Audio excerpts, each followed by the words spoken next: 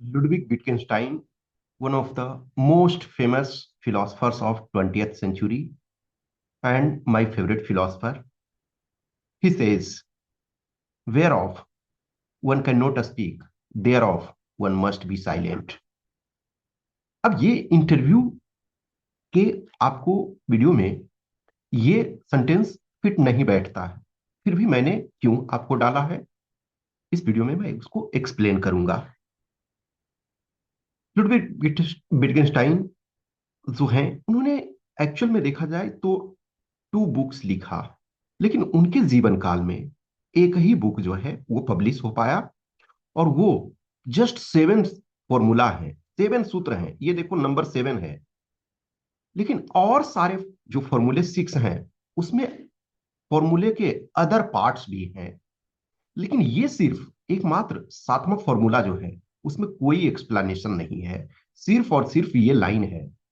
और जो 6 फॉर्मूला देखोगे उसमें सब में जैसे 1 है तो 1.1 है, फिर 1.11, इस ढंग से आपको फॉर्मूले हैं, 1.12 इस ढंग से डिपेंडिंग ऑन। लेकिन यही एकमात्र फॉर्मूला इस 7 में से है जिसमें कोई एक्सप्लेनेशन उन्होंने नहीं दिया है। Means where of one can not speak, there of one must be silent. जहां आप नहीं बोल सकते हो, यानी इसका मतलब है जिस सेंटेंस में या जिस चीज में आपका कमांड ना हो, जो बेटर कंडीशन में ना हो, वहां आपको साइलेंट रहना चाहिए। ये एक बुक है, ट्रैक्टेटस लॉजिको फिलोसफिकस। ऑब्वियसली उन्होंने जर्मन भाषा में लिखा था, उसका ट्रांसलेशन जो है वो फिर इंग्लिश भाषा में और बहुत सारे भाषाओं में किया गया। इनके गुरु रह चुके हैं बर्ट्रैंड रसल, वो नोबेल लॉरिएट हैं, 1950 के नोबेल लॉरिएट लिटरेचर में। उन्होंने इस बुक का जो इंट्रोडक्शन लिखा है, one of the finest book, लेकिन one of the most difficult to understand. मैं खुद इस बुक को पढ़ा हूं, लेकिन मुझे अभी एक तरह से यदि आई आई एक्सेप्ट ऑनेस्टली कि यदि जस्ट ये 7 फॉर्मूला है और उस 7 फॉर्मूले के ऑब्वियसली जो अदर 6 पॉइंट्स हैं उसके एक्सप्लेनेशन, और इन द सेंस है कि पॉइंट्स, ये एक्सप्लेनेशन उसको नहीं कर सकते हो, एक्स्ट्रा एक्स्ट्रा पॉइंट्स है ताकि उसको कह सकते हैं डिकोड किया गया है, लेकिन पूरी तरह से नहीं। मैंने कोशिश की पढ़ने के लिए और मैं पढ़ा भी हूं, लेकिन अभी भी मैं समझता हूं जो वो कहना चाहते थे लुडविग विटगेन्स्टाइन, उसका मैं 10% भी नहीं समझ पाया हूं।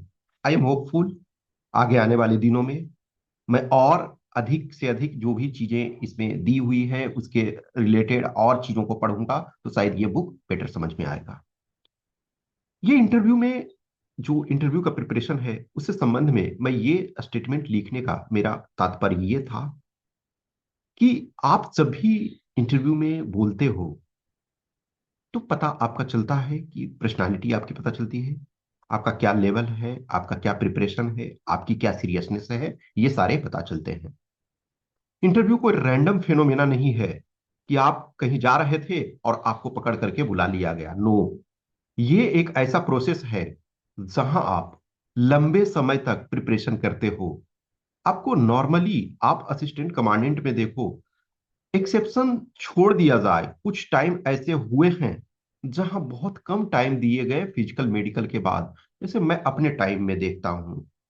तो इनफैक्ट हमारा यदि रीमेडिकल मेडिकल और रीमेडिकल के बीच में पहले जैसे देखो आपका मिनिमम 45 डेज होता था, तो मेरे पास भी रीमेडिकल का, तो सोचो यदि, यानी रीमेडिकल है, इनफैक्ट कुछ ऐसे हमारे टाइम में होते थे कि यदि आपका मेडिकल हो गया, मेडिकल में आप रिजेक्ट भी हो चुके हो और रीमेडिकल आपको मिला हुआ है, तो हो सकता है कुछ ऐसे कैंडिडेट थे हमारे टाइम में कि रीमेडिकल आपका बाद में हो रहा है, इंटरव्यू आपका पहले हो जा रहा है। एक तरह से आपको श्योर नहीं है कि हमारा रीमेडिकल में हम पास होंगे या नहीं, आप इंटरव्यू दे रहे थे। इसका मतलब क्या है, वहां अनसर्टेनिटी आपका कि आपने इंटरव्यू में अच्छा किया फिर भी आप पता चला रीमेडिकल में फेल हो गए। आज के डेट में लेकिन कपल ऑफ ईयर्स से देखो कि आपको यदि फाइनली आपका चाहता है कि मुझे इंटरव्यू देना है, उसके बाद आपको 2 3 4 5 मंथ्स मिलते हैं डिपेंडिंग ऑन, कभी किसी को 2 मंथ्स मिल रहा था, कभी 3 मंथ्स, 4 मंथ्स, 5 मंथ्स। इनफैक्ट कुछ कुछ बैच में तो देखो कुछ कैंडिडेट्स को तो 8 9 महीने 10 महीने तक मिले। लेकिन आप यदि 24 में दे रहे हो तो यानी कि मिनिमम आपके पास 4 मंथ्स टाइम मिल रहा है। इस 4 मंथ्स में इसको सीरियसली, अभी से सीरियस लो।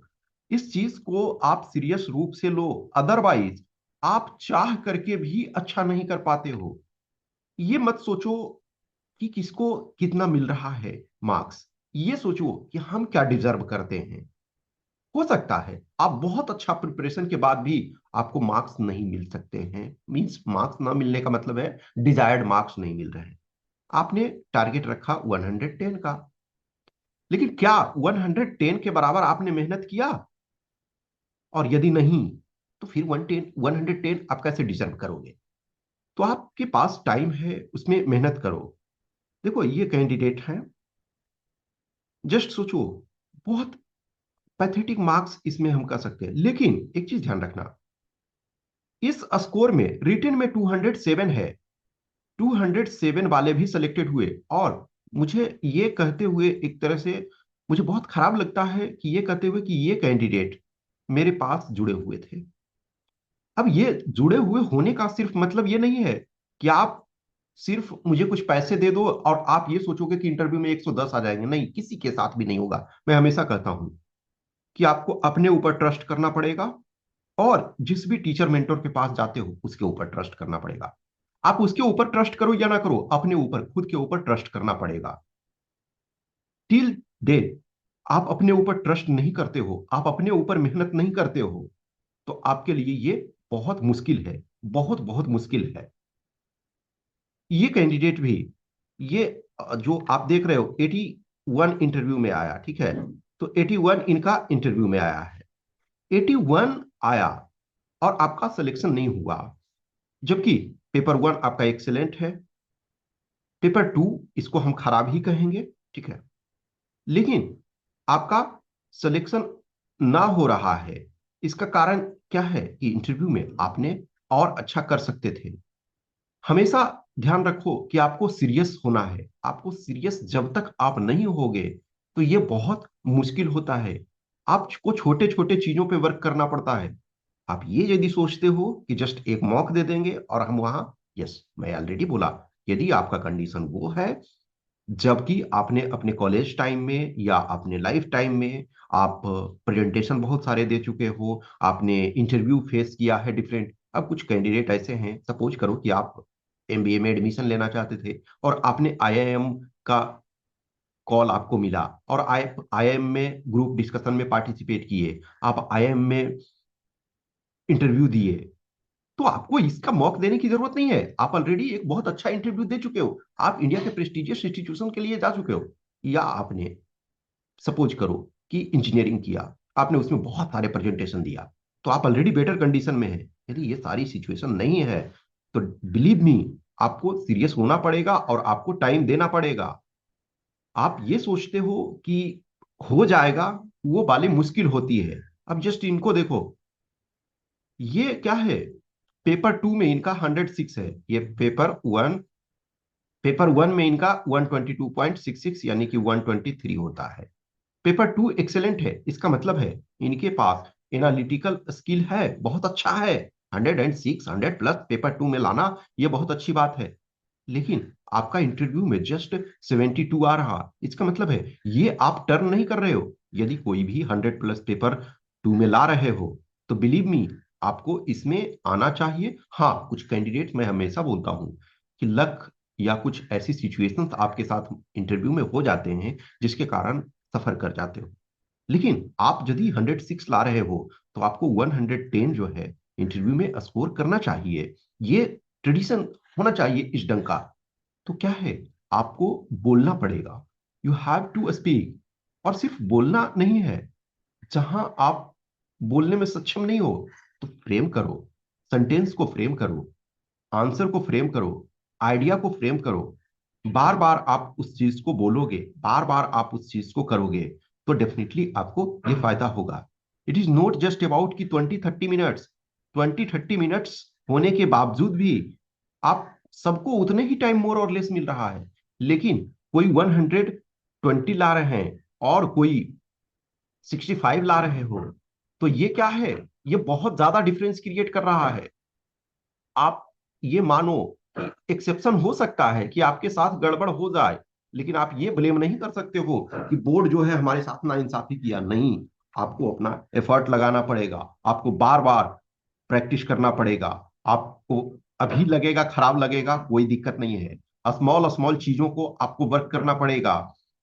मैं हमेशा ये कहता हूं कि जो भी आपको सपोर्टिव हैंड मिलते हैं, जो भी आपको हेल्प करने के लिए तैयार रहते हैं, आप उनसे हेल्प लो, डेफिनेटली लो।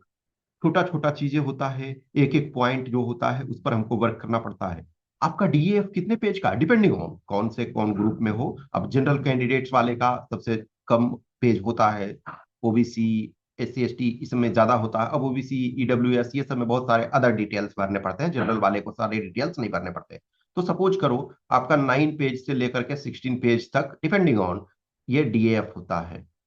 अब जस्ट सोचो, आपने जो पेपर 1 का पढ़ाई किया तो कम से कम 2000 पेजेस तो पढ़ा होगा, मिनिमम 2000 पेजेस। आपने बेसिक मिनिमम भी पढ़ा होगा तो 2000 पेजेस कम से कम पढ़ा। इसमें आपको कितना मेनली टारगेट है, 9 पेज से 16 पेज तक।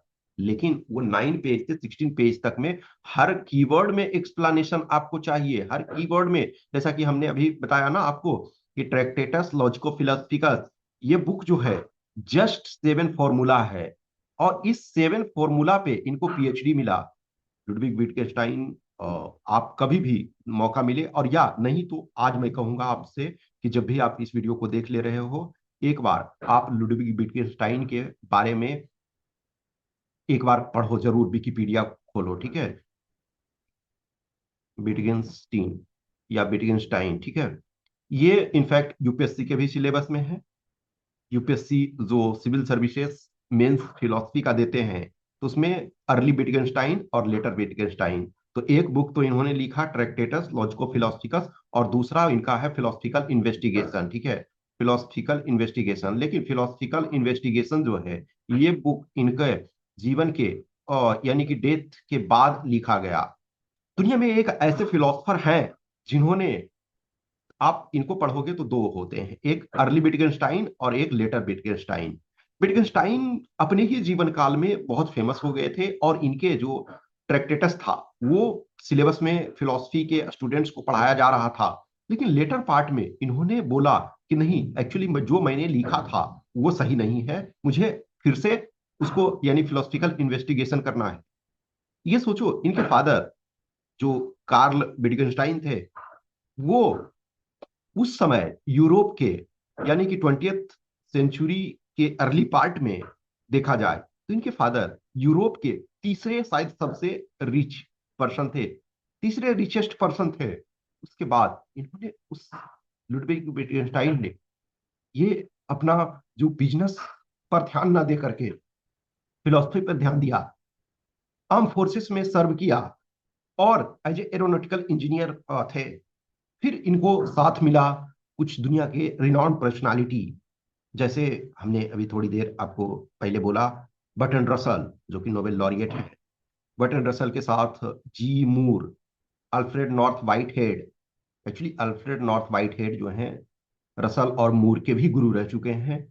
तो ऐसे ऐसे लोगों का साथ मिला और उन्होंने उस चीजों को किया। तो चीजों को आपको ये ध्यान रखने की जरूरत है कि चीजों को आपको टाइम देना पड़ता है, बहुत सारे चीजों को हमको देखना पड़ता है। मैं अब ये नहीं कहूंगा आपको कि आप ट्रैक्टेटस पढ़ने लगो, क्योंकि आप मैक्सिमम, मैं एक्सेप्शन की, मैं सबको नहीं जानता हूं कि कौन इस वीडियो को देखोगे, लेकिन जो भी आप इंटरव्यू दे रहे हो उसमें से 99% हैं, अभी फिलहाल के लिए मैं कर रहा हूं, फिलहाल के लिए आपको ट्रैक्टेटस बुक समझ में नहीं आएगा। तो मैं कभी बुक को नहीं आपको पढ़ने के लिए बोलूंगा, जो 7 ही फॉर्मूला है, लेकिन वो 7 फॉर्मूला आपको अभी समझ में नहीं आएगा। यदि कोई समझ में आ सकता है तो बस एक वो फॉर्मूला जो हमने आपको ऊपर दिखाया है। लेकिन आपको अपने लेवल से, आप जब इंटरव्यू में जा रहे हो तो आपको अपनी पर्सनालिटी को समझना पड़ेगा, आपको अपना बारे में जानना पड़ेगा कि मैं कौन हूं। मैंने जो टर्मिनोलॉजी लिखे हैं उस पर हमको कमांड होना चाहिए, उस पर हमको क्लियरिटी होना चाहिए। एक मैं पहले भी बता चुका हूं, ओखम्स रेजर, विलियम ऑफ ओखम है। ओखम्स रेजर कहता है, रेजर का क्या काम है कि आप अनवांटेड चीजों को हटा रहे हो, तो रेजर चला दे रहे हो, इसका मतलब क्या है, आप जो अनवांटेड मटेरियल है उसको हटा रहे हो। तो वही कहता है विलियम ओखम्स रेजर कि आप जो अनवांटेड चीजें हैं, जब किसी भी आंसर को आप देते हो तो उसमें गार्बेज नहीं होना चाहिए, अननेसेसरी चीजें नहीं होनी चाहिए, जो रिक्वायरमेंट है वही होना चाहिए। किसी भी चीज को आप सिंपलेस्ट फॉर्म में इंटरव्यूअर को समझा सकते हो, सिंपलेस्ट फॉर्म में इंटरव्यूअर को बता सकते हो, दैट विल गिव मार्क्स। बहुत बार ऐसा होता है कि हम नहीं जानते हैं आंसर को और उसके बाद हम घुमाते रहते हैं। जो घुमाते रहने का मतलब है कि आप बीटिंग अराउंड द बुश, ये आपको ग्रेजुएशन में काम दे देगा, ये आपको पोस्ट ग्रेजुएशन में काम दे देगा, ये स्टेट पीसीएस के मेंस में भी काम दे देता है। बहुत बार ऐसा होता है, I have seen my self कि कुछ क्वेश्चन में मुझे नहीं पता है, लेकिन हम थोड़े एक दो कीवर्ड जानते हैं, उसके बाद उसको एक्सप्लेन कर दिया तो उसमें मार्क्स मिल गया। यदि वो बहुत रेलिवेंट नहीं भी है तब भी कुछ ना कुछ मार्क्स मिल जाता है। लेकिन जब आप यूपीएससी के इंटरव्यू में जाते हो तो आप इधर उधर गोल गोल घुमाओगे और आप टू द पॉइंट पे नहीं आओगे, आप की पॉइंट पे नहीं आओगे, तो डेफिनेटली है आपको मार्क्स नहीं मिलने वाला है। आपको 65 मिल गया, 70 मिल गया, 75 मिल गया, 60 भी मिल सकता है, इनफैक्ट 45 भी मिला है। लेकिन वही आप प्रॉपर तरीके से एक्सप्लेन कर पाते हो, क्लियरिटी ऑफ थॉट है, आप जो पर्सन हो, हर में ये जो है ना कि कहते हैं ना कि अहम ब्रह्मास्मि, मैं ही ब्रह्म हूं। इसका मतलब मैं एक तरह से खुद को जान रहा हूँ, उस चीजों को माम बिजनी ही, मुझे जानो, यानी अपने आप को जानो, आप जो एज ए पर्सन हो उसको जानो। जितना आप इसको करोगे, एक्सप्लेन करोगे, इलाबोरेट करोगे चीजों को, every each and every term explain करोगे, उतना अच्छा होगा। All your seriousness pays late sooner और लेटर। कुछ भी क्वेश्चंस, क्यूरी, डाउट्स इंटरव्यू से संबंधित होता है तो आप हमें कमेंट बॉक्स में कमेंट कर सकते हो, या आप हमें इस व्हाट्सएप नंबर 8527146498 या टेलीग्राम नंबर 7404909669 पे कर सकते हो। मैं एज ए आपका फैसिलिटेटर हो सकता हूँ, एज ए गाइड हो सकता हूँ, एज ए आपको थोड़े हेल्प कर सकता हूँ, लेकिन at the end of the day ये आपका अपना मेहनत, आपका अपना सीरियसनेस ये मैटर करता है सिलेक्शन के लिए। कोई टीचर और मेंटर के बूते पे ही सिर्फ कर लेंगे ऐसा नहीं होगा। आप सीरियस हो तो ऑब्वियसली पॉसिबल है। Okay, thank you.